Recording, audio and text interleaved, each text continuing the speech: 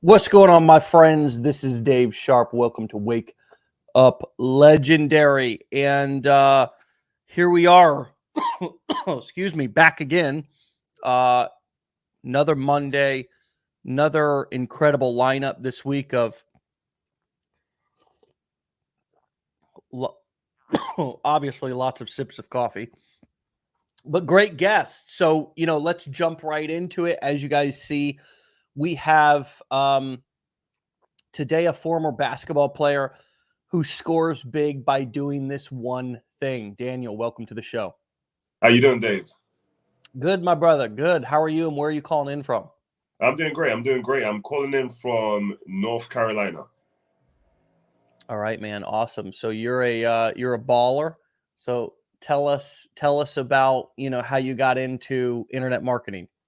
Yeah. So I've obviously born and raised in London, played basketball, came over to the States and had a lot of success there. And as I got into the internet marketing space, I was actually in network marketing. I was in a network marketing organization, and I'm Yeah. there still, and still have some affiliation there. Great mentors, great scenario there, and I'm very thankful for.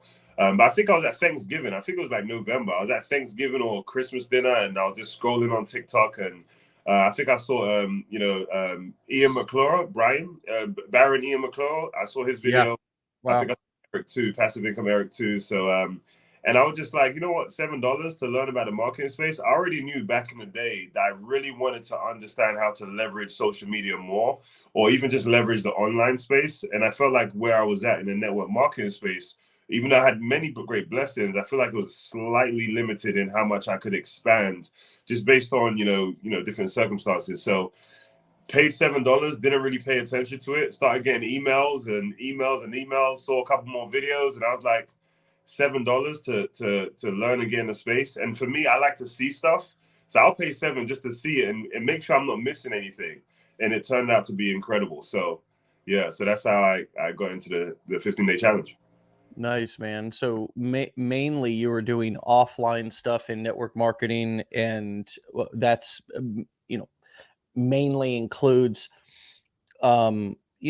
prospecting people out in society, which actually a lot of online marketers who are just getting into, just discovering online marketing, just discovering entrepreneurship, quite frankly. And I don't want to go into back in my day, I had to walk 2 miles both ways uphill stories. But, I'll tell you that offline network marketing, it ain't a game. And trust me, this ain't hard, compared to that. And that's not to minimize everybody's experience of going through the uncomfortability of just working with, whether it be your computer, phone, camera. I get it. But try 50 calls a day, 20, 30, three-way call, home and hotel meetings galore, right, Daniel? You know the game. Yeah. And the funny thing is, I was very proactive before the pandemic happened. I was very proactive with my team to go online. I wanted a place to go online, make sure that we can build business from anywhere. So we kind of transformed a lot of stuff online onto Zoom and everything. Yeah. Uh, but it got to a space too where, what I love about your program, Dave, is you promote, starting, learning the skills, build your own brand while learning the skills. Where in that space, I don't think it was as much about building your own brand, and I Yeah. feel I was starting to get limited. So yeah, we did go into the online space, but I felt like there was more that was calling my name, especially the income goals I had. I just didn't see it quite, aligning and getting me there in the time I wanted to for my family. Yep. Yep. No, that makes perfect sense. And, I think that network marketing is a fantastic way for a lot of people to get into the game. And oftentimes, we kind of, it's like the gateway drug, if you will, to entrepreneurship. I know it was like that for me. So in a lot of ways, I make fun of it all the time, only because I've done a lot of it, and I know what it's like. But I wanted to just, if I can, hold on a second. I wanted to try to see if I can share this real quick, because what you just said is really important. Um, and it's looking like I need to update Chrome, and I'm sorry, but the thing that you talked about with it's in the business blueprints, it's in the fishing formula. So if anybody wants to know, have visuals and know what I'm talking about, it's in there.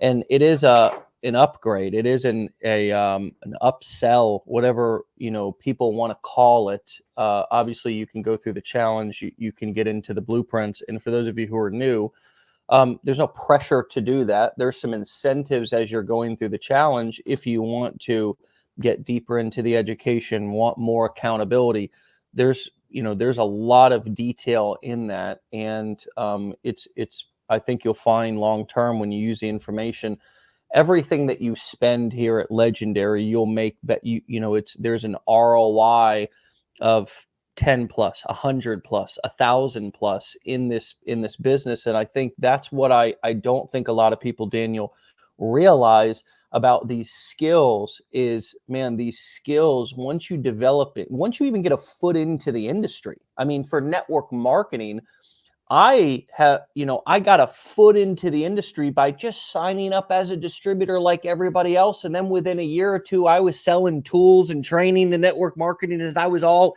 in the industry, right? I got a foot in, and then I'm all in. I'm making thousands of dollars, and all of a sudden, a week for me, I'm rich. I'm working from home, right? Now, if I made that today, I'd be poor. But here's my point. You get a foot into the industry, and it changes your life. I mean, Daniel, how do we convince people that $7, even $2,500, whatever you invest into yourself in this space, if you use it, it's going to possibly be the best ROI of your life?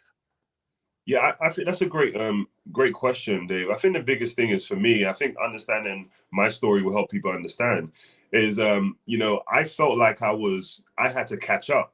Right. So to me, it was almost $7 and $2,500, whatever it could be, wherever the case, like you mentioned, to catch up. Right. Because when I was in the network marketing space, phenomenal mentorship, phenomenal, great leadership there.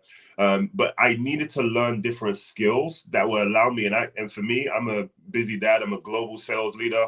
I'm a busy dad, right? And husband. And for me, I wanted to get to the goal, right? So I feel for many people watching this, if you want to get to the goal, sometimes, $7, it really was a joke for me. I just felt like, I know there's so many things I could spend the money on. So I think to get people to understand that is just think more about what you could be missing rather than what people could gain. I think sometimes we think, oh yeah, maybe $7 will give me $7 benefit. Well, if you think about it, like, hey, $7 could ensure that I don't miss out on hundreds of thousands of dollar benefit, right? And that's the opportunity cost. And I studied accounting too, so opportunity cost is always my biggest fear. So I think that's the biggest thing. What could you miss? I like that. And that's the real mindset, I feel like, of somebody who's trained at success. And what does that mean? Trained at success, trained to be successful. If you've never trained to be successful, why would anyone think that you're going to be successful? So for some of you who are feeling frustrated, maybe you've never trained to be successful. Here's what I mean.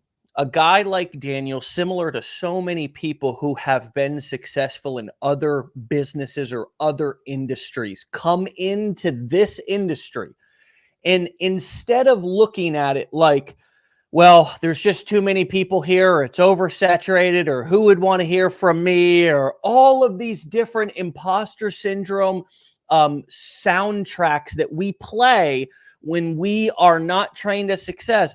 Somebody like you, you weren't born to be successful, unless you were, brother, you tell me. I mean, it's your story, unless you were born, but I don't know. Were you born royalty? Were you born automatically successful?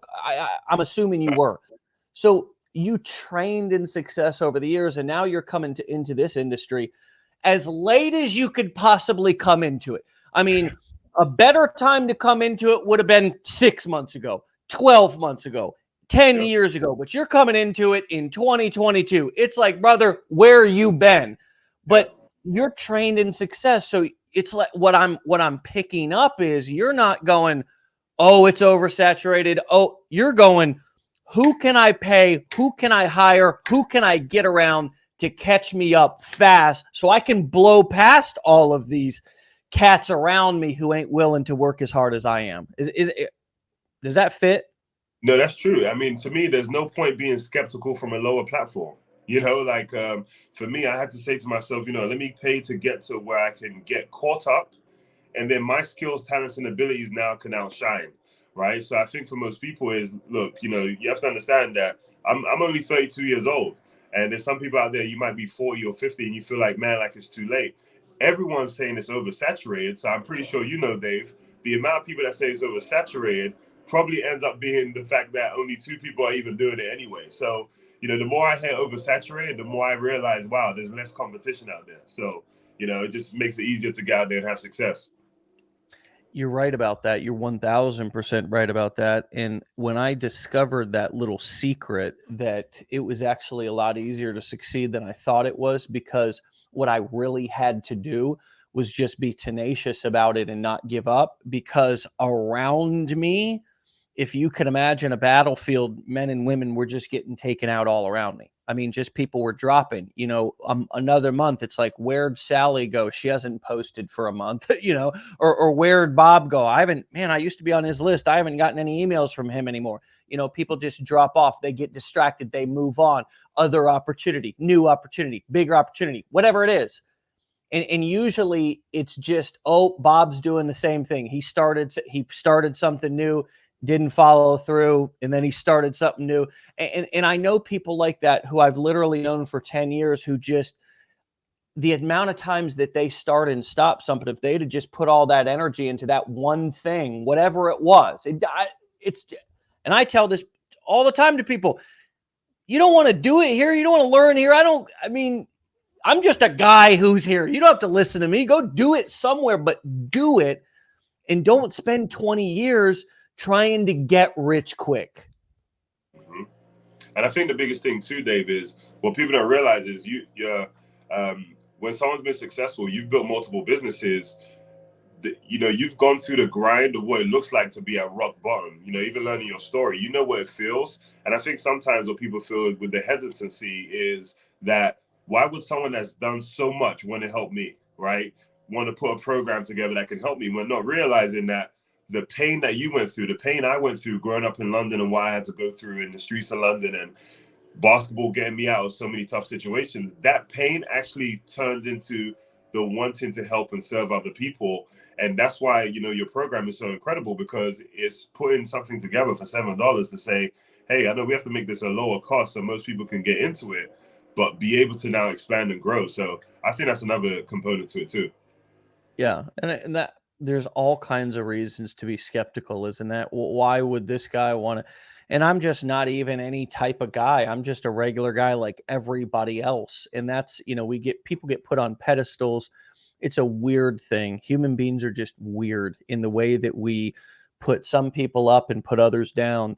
But the truth is that, we're all, sitting in a chair right now, listening in on a similar device, and some of us are talking and some of us are listening, and we're all just humans having a human experience. And the secret of this business is really just all about attitude. My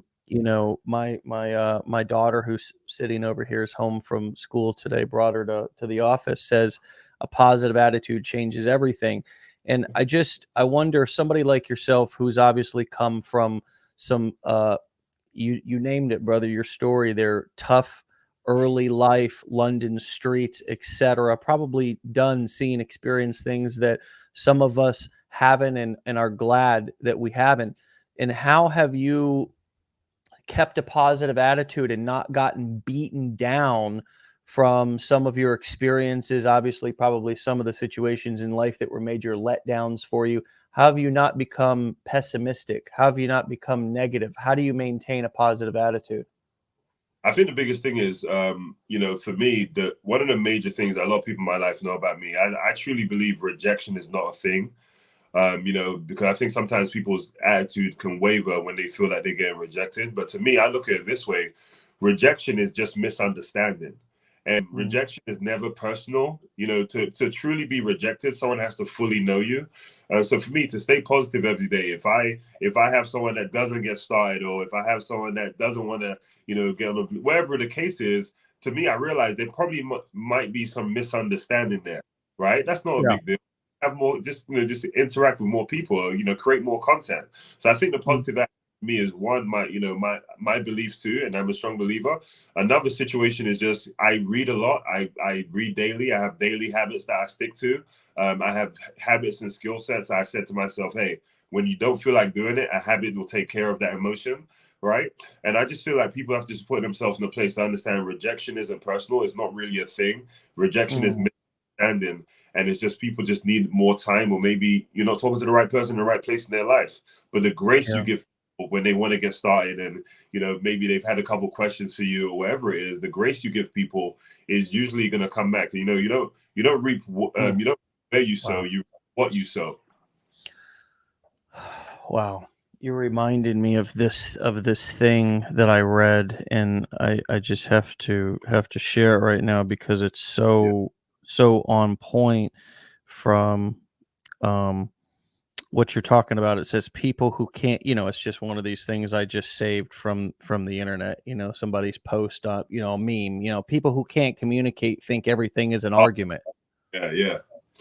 Oh yeah. And what you just said was exactly that, and I see that day in and day out, and I even see in deal with little opportunities where I might want to be passive aggressive, or I might want to be, easy, like offended by somebody being, frustrated or whatever. And what you're talking about right there, you're right, is the secret. It's literally what Zig Ziglar was talking about, I feel, when he says help enough people. It's those little moments where you have an opportunity to respond to somebody with the same like kind of toxicity that they're projecting onto you, and instead of doing that, turn around and showing them grace and letting them save face and being compassionate and kind in that moment will win you money and prosperity and respect. And what you're talking about, Daniel, is I don't know.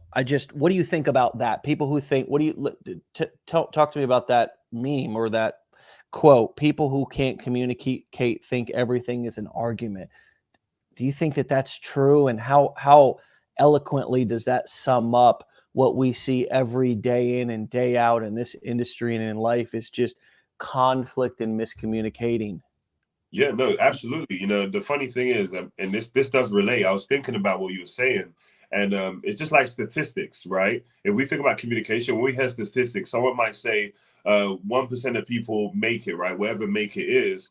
Well, statistics really has lack of communication too, because it doesn't really communicate to you how many people actually did what it takes, right? If you look at the 1%, the 1% did what it took to succeed. Maybe the 99% got distracted. Like you said, they got started and didn't move forward. So that itself is a lack of communication when it comes to that too. So I feel that kind of relates there. But the biggest thing is, arguments a lot of times that are started by people are not secure in themselves. And a lot of times we give the other person too much credit. Sometimes you might be incredible in how you deliver information. You might be incredible in how you explained how to get started and what the 15 days are going to be about. You might have had a great delivery, but the person might be insecure on something that has nothing to do with you. So if you just stay consistent, the right person will connect. As a matter of fact, that person will actually sit in the audience and find out that, oh, wow, you actually spoke to someone this way. I want to get treated that same way also. Some people don't see it the first time. Like you mentioned, I think you said 7% of people purchase on their first look, I believe, or, it takes 7 times to come around. I mean, that's just people's personality, people's insecurity, people's past experiences. It's never personal. And that's why it's not ever, miscommunication it doesn't need to be started by argument. We just need to understand what people are going through and just be consistent. Yeah. I think one of the really easy ways to kind of tell whether you're in a good place, a place to be prosperous and profitable, or a place to be basically where you're repelling people in money. And the question, really, it's how are you treating people when they say no? How Yeah. are you treating people when they either reject you or they say no? Because the most common trait of a toxic business person or just toxic person in general is when they don't get what they want, what do? They start name calling and they start throwing a fit. So I've actually seen tons of marketers and entrepreneurs and salespeople who, when they don't make a sale, when they don't close on that very first try, because somebody's just, they didn't wake up that morning and decide, they didn't wake up that morning with the intention of spending hundreds or thousands of dollars with you. Give them a break, give them a day. You know what I mean? But I see people, and it's man, they're the kindest when they're on that first, but the moment that somebody says, I not right now, or I can't right now, or it's not a good fit, or even if the person says, no, leave me alone, or whatever, the salesperson or that professional, well, fuck you then, going all off, right? Just everything. And then they sitting around and wondering, why am I broke? Why can I not get ahead? It's like I've tried 15 businesses. Well, everywhere you go, there you are. And if nothing changes, nothing changes. And I see people, Daniel, it's they want to understand the science of the code in the funnel builder. They want to get real technical. And I say, forget that. Just learn how to talk to people and treat them with dignity and respect and clearly explain things. And then when they buy shit from you, actually over deliver, have surprises and bonuses there that they didn't expect, do more stuff than they paid for. It's like, this shit ain't rocket science. And I know that we as professionals, we like to sound like it's complicated and let me deliver the secret marketing formula and blah blah. But here's the facts, guys. What we're talking about, Daniel and I, right now, is it's just learning how to speak to people. Yeah. That's it. That's That's all it it. is. Yeah. And connecting with people and understanding that, is misunderstanding is a big thing. Rejection ain't a thing, like I said. So, but you're definitely right. And I just feel like, I love that rejection's not a thing, because it really removes all of that. They don't like me or they're out to get me. Because you know what really we go into when we get rejected? We get angry, like, well, fuck you too. But you know what we really are is afraid and scared. And it's just fear. We interpret and perceive this person's words to be all about me, and yes, you're so right. I got to realize this cat must be having a bad day. yeah. And the funny thing is too, Dave, is even on my lives, I get more leads from my lives when I just have conversations with people and just ask them about them. People find out about you. I have a little banner on my lives, might tell them, what I do, how they can get wherever it is. But all I do is talk about others and just ask them questions, see what they're about, and connect with them. Because I realize, and even some of my, the people that connect with me in general, I like to just say hi to them. That's the important thing. Say hi to them. How you doing? And they're like, oh man, I've never had someone connect with me. Yeah, because we're human beings, right? So I think that's another thing too. Is you have to consider that people are human beings. And I say to people when I was in the network marketing industry, and I still have affiliation there, I always say to people, when you're in an interaction with someone, in communication with someone, right then, that moment is never you. Again, obviously, I'm humble enough to know that, hey, I might have a bad way I said something, but it's never you, because you just holding your ground and being confident to communicate information, communicate this program to someone. A lot of times have people come out of their shell and say, hey, I apologize. I shouldn't have said that to you. I shouldn't have, because they realized that they were insecure. They just wanted to throw something at you to see if they broke you down, to see if you can match them. But really and truly, they really do respect you. They just put you in a quick test and you failed the test. But then if you Yeah. go back, you reflect and say, man, what can I do to have a better conversation? Maybe in the blueprints, what training can I listen to again? You know what I'm saying? That would just Yeah. change the dynamic. I just had that situation happen last night with my wife. She asked me a simple question. I got defensive and she's going, hey, I just, it's just a question. And it wasn't, she could have made it all about, her and gone into her own, you know, um, uh, yeah, that to where to but she's wise enough and have been at this long enough to know that it's not her, it's me, Yeah, and she doesn't take on if I'm going to be immature or if I'm going to be defensive. She's not going to take that bait. And she just says, "Ooh, wow, okay. I'm curious why you're so defensive right now about this, and she yeah, keeps the pressure on me and the focus on me, not to, hey, I want to catch you, but babe, what's up? Like, why are you okay? yeah, And instead of arguing, this is what we used to do when we first got into a relationship. She would ask me a question, I get defensive, and you know, you get, how we puff up and all this, and then she would pursue and engage, and it would end in toxic fights. And I mean, how it is. It's the honeymoon phase. Is you got a lot of, the highs are high but the lows are low, if you know what I mean. yeah. And so this is so true. And this communication thing, learning how to communicate, realizing that you're in the communication business, realizing that you're in the people business. This is really, all of you folks who say you like people, and you want to work around people that you like and all this kind of stuff. Well, you create that atmosphere. And now that you're on your own, and you're your own boss, and you're in charge of facilitating your energy and the environment on your pages and on your profiles, well, you control that energy. And so you get to have the energy wherever you want it, and I'm really empowered by that, even on this show, is because I really get to bring people on, whereas where the normal, what I usually experience on podcasts and things like that, is a guru bringing on another guru. And for me, what I like about this show and the energy I like to create is this kind of scrappy, hey, here's all these new people who are using this training, succeeding. Let's learn from them. Let's listen to them.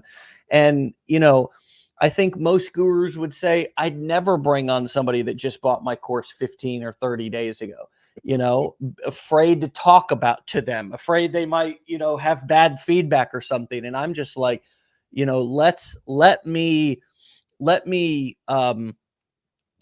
quite frankly, let me keep my communication sharp with my audience, with my target customer.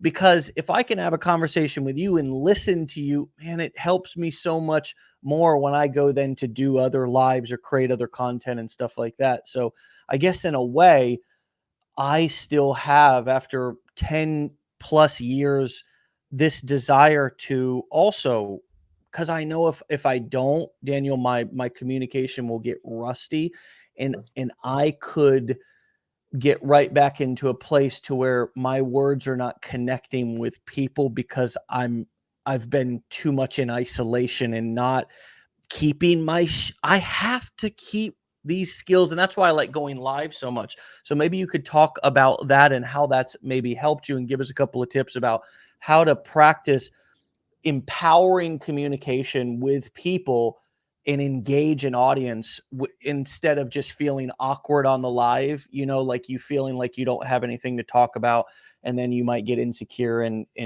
sort of freeze up. What do you do to make people engage and even feel make them feel empowered? That's a good question. I always take the focus off of me, because I think what happens, when I first went on live TikTok, I was like, hey, you know what to do, like, what to do, right? And what I realized, I What, like link in bio, right? That move. exactly, and I realized I wasn't taking the skill sets I built in leadership in basketball, playing for my country, and going to and being able to be in a network market space. The leadership I got, I wasn't taking that into the space. So for me, the way I mastered that was taking myself off it completely and understanding the science. Dave, if people come to my page, if they like me, they'll go on the page, they will scroll, they'll click on the link, they'll do this. So if I focus too much on the other things that people are going to do anyway if they like me, then less people will do those things because I'm so focused on those. So what do I focus on? I focus on building trust and connection with the people that come with my life. How can I learn more about their story? How can I connect with them? I already know. And here's the one thing I learned too, and I've learned this many times. You change one person's life, that could lead to an impact that you could never even imagine. So in my life, I have one person on there. Guess what? I'm gonna say speak to them like, hey, what's going on? Like, you look familiar. You came in alive before. You know, You're the only one here. How can I help you? It's all about you, dog. You know what I mean? Like, and let me know how I can serve you. Otherwise, I'm going to talk until more people come. But it's you and right, man. That's such a good point. You got one person alive. How can I help you? You know, how, it's all like, look, nobody else is here. We're one-on-one, baby. How can I help? Exactly. I used to be the guy thinking, man, if there's not 10 people or 100 people, guess what? Oh my gosh. But what now I realize is, guess what? You know, if the people will come, the leads will come. If you connect with people, you build great content. But the most important thing, when people come to live, they're not thinking, hey, how can I make Daniel's live amazing? They're thinking, yo, like, do I want to stick here or do I want to keep scrolling? Oh, that guy said my name. Wow, he cares. I want him to talk more about me. That's what people feel. Have people stick and educate and connect. Oh, such a good point. Yeah, it's not their job to do that. What, babe? I'll be done in a minute. We'll get some food. So, you know, yeah, that mentality is such a big one in this business when you stop looking at numbers. That's one thing I like about Gary V. Gary V really talks about that a lot. Yeah. And while everybody over the years has been, you know, critical of him and how much energy, how much grind, how much hustle. I mean, everybody has opinions about his work-life balance and his marriage must be in crumbles. And you don't know that. We all just want to go running our mouths about stuff, you know, having an opinion. And the truth is that all of that time, you know, who knows, his family and his marriage may be 1,000 times better than everybody else's. And simultaneously he's putting in that work, that consistency, and having those conversations, those one-on-one conversations at events, or, you know, and he is that guy, you know, that's his personality, that you just know that what he's saying is true because he's been saying it for long enough. But his point in all of it is do what makes you happy, and don't focus on the numbers. Focus on the individual. Focus on the life that you can impact. Because another thing, I'll give you another practical example of how that domino effect happens, is that now all of a sudden you have a raving fan who's you know, or a friend who's commenting on your stuff and liking your stuff, and that's how you create momentum with your content, right, Daniel? So it's just the simple things. How do you think that people engage on post? Well, they feel some connection, they had some one-on-one interaction, they have some sort of relationship with you, and therefore they feel comfortable enough to comment on your stuff. That's how people get people to comment. So those little investments are really important. Those one-on-one conversations not only can, you know, result in somebody buying something, obviously, but even more so, like you said, that raving fan. That's how you get people to come on to your stuff and actually pay attention and want to support you, you know, and want to like your shit and comment on your stuff. And you know what I mean? I mean, it's such a simple formula. And I think we just, I guess in society today, Daniel, everything's so fast and everything's so instant gratification that we forget what, you know, the equivalent online of opening a door for somebody or smiling at somebody, or just if somebody goes off on us in public, just like not wanting to fight them, but saying, oh my God, like, I'm so sorry that you're so upset. I can tell you're having a bad day. Like, is there anything I can do to help? Like, that's an act of God, man, in today's world. But really, it's not. It's just lowering my ego, right? And just putting others either equal or before me, and not always having it to be about myself. Exactly. And a lot of times people, you know, there's certain actions you can do, you know, like, you know, on TikTok, right? You know, if you have someone like, share, watch time and all those things are a factor, well, guess what? People don't necessarily come to TikTok and say, man, I want this post to go viral for him or for her, right? They usually come and you've made them, the only way you can get that same result by caring about them, connecting with the people that do engage, and having a great conversation. Hey, what led you to my page? What made you want to follow? You know, what kind of goals do you have? What are you looking into? those type of interactions. And one of my good friends told me What have you too. tried? What have you tried? There's so many quick little questions. But Exactly. anyways, your friend said what? Yeah, and my friend said to me one time, a good mentor of mine said, sometimes take people off road, right? What does that mean? Everyone's used to the, hey, how you doing? How's everything going? How much money you want to make? Well, how about ask a question that takes them off road a little bit? Hey, when's the last time you really felt fulfilled in what you did? What's the drive you have? What's the one thing you're afraid of losing if you keep everything the same right now? Now people have to wait. Oh, wait, hold on. They don't have to go into their phone and pick out their generic answer. They got to now think about it. Now they want to come back because that person made me feel something I've never, ever felt before. Guess what? Yeah. Sales is about connection. That's it. Yeah. And sometimes it's about not being salesy, not, the best sales interactions and experiences that I've had are not people who have tried to, get that one up positioning on me. Exactly. And there's a lot of strategies that people use in sales, like trying to remain the one who's asking the questions and, leading the conversation and all this. But, I've really found that just not trying to get an angle or a position on somebody and really just trying to connect with them in as if they're a friend, although being intentional with your questions and not just totally going, off off brand or off message too much. But I just don't think that we realize, especially coming out of what's happened the last couple of years and all the hate and pain in the world, how just lonely people are, and how just giving them some gentle kindness in treating them like a human being with dignity, even in a sales process, really makes a big difference. And I see people who are so, even people who come on our team, advisors who come on and they want a script, they want this, they want that. I don't hand out or give away scripts. Just kind of here's a guide for some kind of what the conversation, what a good quality conversation might look like. You know what I mean? And here's a couple of different questions and ways that I like to follow up with the question that I just asked, so I can dig deeper and make somebody really feel like I give a shit about that question I just asked.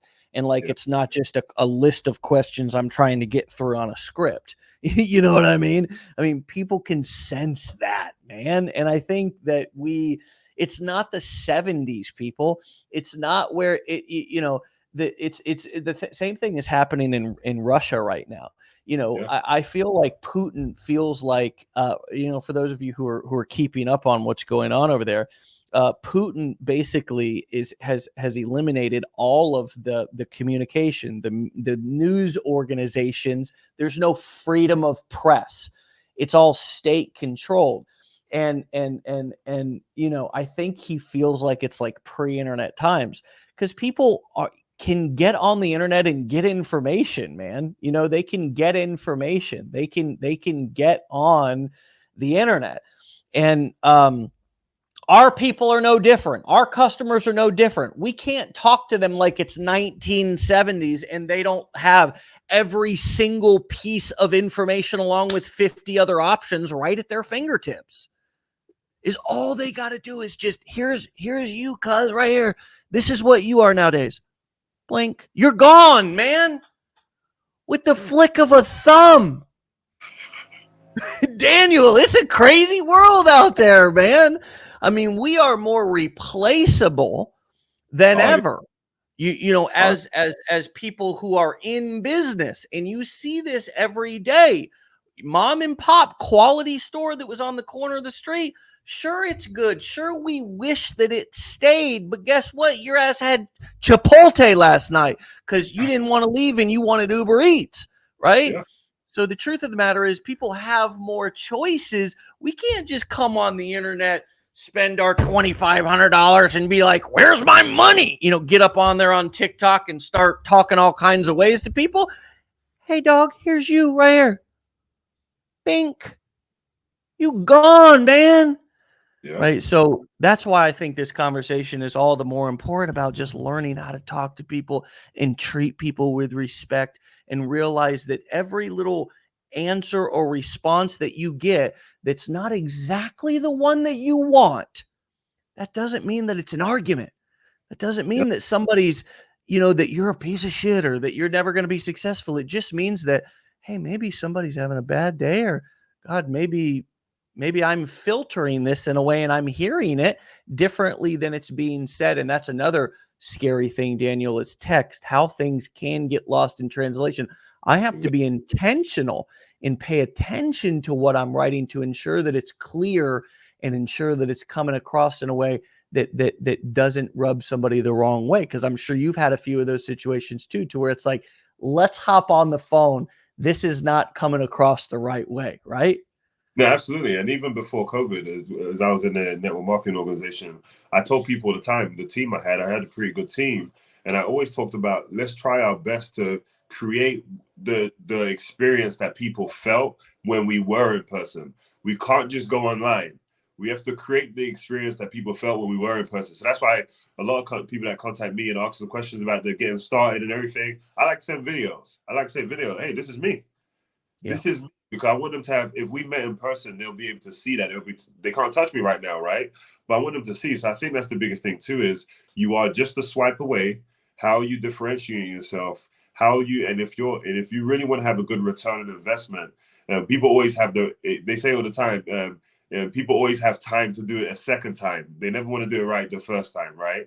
Well, that's why I got in the blue. That's why I got everything in the blueprints. I said, I want to do this right the first time. I want to get the results the first time, but creating that experience for people that you want them to experience in person. I mean, if you think about that, honestly, it changed the game, but it's worked out for me. Yeah. Yeah, really. It is. I like to look at it like a game. Although, that's not to minimize anybody who might be saying to themselves, well, these bills ain't a game, Dave. Yeah, I get it. I understand, but you can't take yourself so seriously, because unfortunately, the way the world works, if you do, nobody else will. We have to have fun. We have to treat people with kindness. Everything we need to know in this business, we learned early on in life. It's treating people the same way that we want to be treated. And it's just we're doing that just in new ways for some of you, whether that be through apps like TikTok or whatever.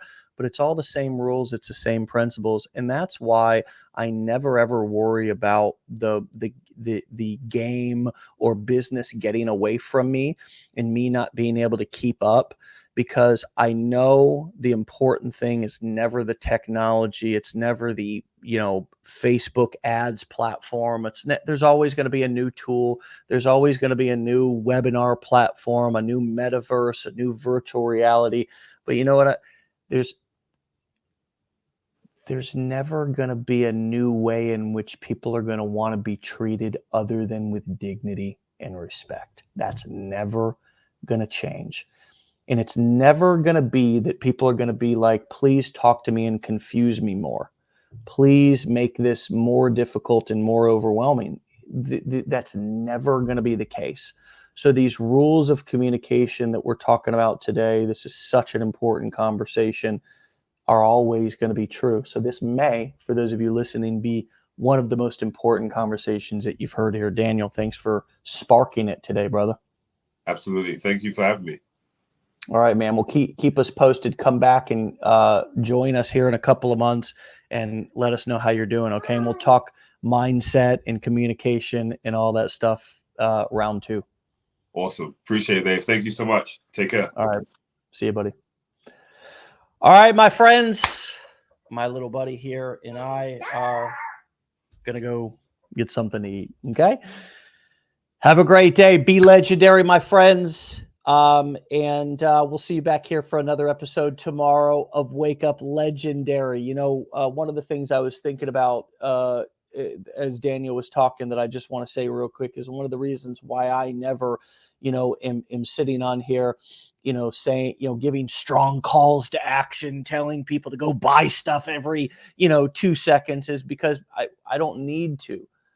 Daniel's right that if you deliver value if you people already know, they're not dumb. They know about your link in your bio. I mean, you can gently give a call to action, just like I gently seeded in our blueprints today. But oftentimes it's more powerful to gently seed something in, because you create curiosity. Oh, what was that he mentioned? People always pay attention to those little offhanded comments that are sort of said under the breath, because it's like planting a little seed, more so than if you're putting something in their face, right? Telling them to go do something. Because a lot of times when you tell somebody to do something, human nature kicks in, and nobody likes to be told what to do. We all like to make our own choices, right? And that is a more true statement than a lot of the people don't like to, be sold. They like to buy. Well, at a deeper level, they like to make their own choices. And so it's another reason why I don't sit on here and give endless calls to action to go buy our training and programs and products, because you know what?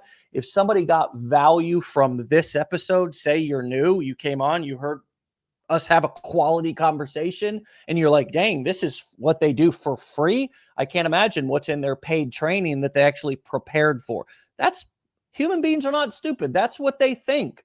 So I don't need to insult my audience's intelligence every 2 seconds saying, click the link in bio or go buy our blueprints or whatever, because you know what? They're there.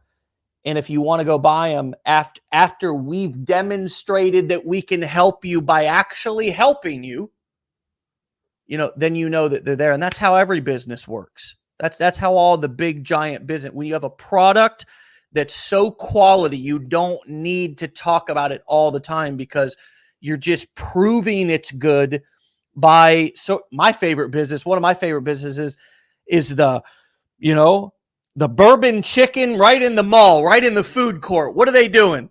All they're doing is handing out samples all day, baby. They're saying, here's our product, and if you want a plate of this bourbon chicken, just get in line, right? But that's all it is. That's all we're doing here, is we're handing out appetizers all day long. We don't need to constantly say, if you want a full plate of this chicken, you can go get in line, right? People know that. Just focus on handing out appetizers and make sure that it's quality stuff, just like we're doing every single morning, at least 5 days a week, right here on Wake Up Legendary. And if you want the blueprints, if you want to take your game to the next level, if you want more accountability, if you want to join pretty much every person that's been on this show and that's getting results, take a dive head first into the blueprints. Just make sure you put your seatbelt on. It's going to be a wild ride. All right, my friends, we'll see you back here for another episode tomorrow. Be legendary. Get out of here.